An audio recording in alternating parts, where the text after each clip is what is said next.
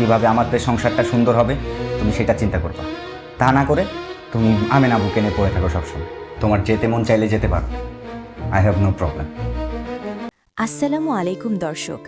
শতর মৃত্যু নেই নাটক এখন পৌঁছে গেছে এক ভয়ঙ্কর মোড়ে, যেখানে রক্তের সম্পর্কের চেয়েও বড় হয়ে উঠছে লোভ আর ষড়যন্ত্র।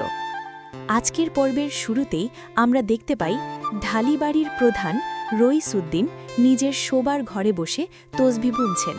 সামনে উকিল সাহেব হাতে দলিলের কাগজ, আর চারপাশে দাঁড়িয়ে আছে পরিবারের সদস্যরা। কিন্তু এই নীরবতার মাঝেই শুরু হয় এক ঝড়। মিম বাবার সামনে দাঁড়িয়ে প্রতিবাদ করে ওঠে। সে জানিয়ে দেয় বড় ভাই সালাউদ্দিনকে সম্পত্তি থেকে বঞ্চিত করা কোনোভাবেই ন্যায়সঙ্গত নয়। কিন্তু তার স্বামী মুইম, সে যেন পুরোপুরি বিপরীত স্রোতে। লোভে অন্ধ হয়ে সে মিমকেই চুত করিয়ে দেয়। অন্যদিকে শাহানা আর রাফিয়া, তারা যেন এই অন্যায়ের মধ্যেই খুঁজে পাচ্ছে নিজের লাভের হিসাব। তাদের কথায় স্পষ্ট হয়ে ওঠে এই সম্পত্তির খেলায় তারা অনেক আগেই নেমে পড়েছে। আর ঠিক তখনই রইসুদ্দিন এক কঠিন সিদ্ধান্ত নিয়ে ফেলেন। তিনি ঘোষণা দেন সালাউদ্দিনের নাম তার সম্পত্তি থেকে সম্পূর্ণ বাদ।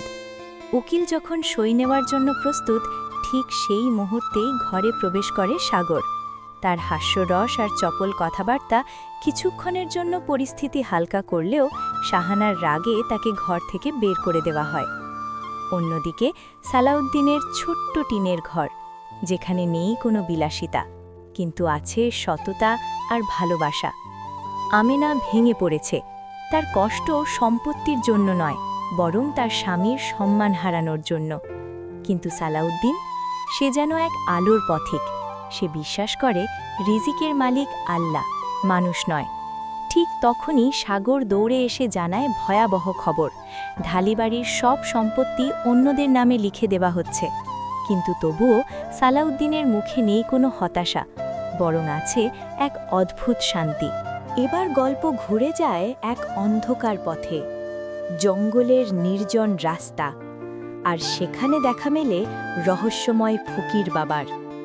শাহানা গোপনে তার সাথে দেখা করে, আর প্রকাশ পায় ভয়ঙ্কর সত্য।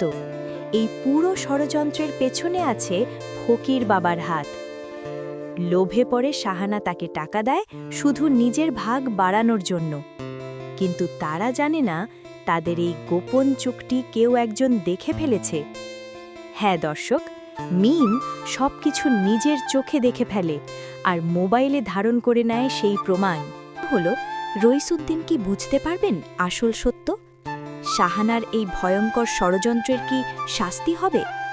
আর সালাউদ্দিন, সে কি ফিরে পাবে তার ন্যায্য অধিকার, নাকি সামনে অপেক্ষা করছে আরও বড় কোনো ঝড়? শেষ ঘোষণা জানতে হলে দেখতে থাকুন সত্যের মৃত্যু নেই নাটকের পরবর্তী রোমাঞ্চকর পর্ব। প্রচার সময় আগামী ৮ই এপ্রিল দুপুর ৩টে, শুধুমাত্র ইগল ওয়াচ অ্যাপ এবং ইউটিউব চ্যানেলে। ধন্যবাদ সবাইকে।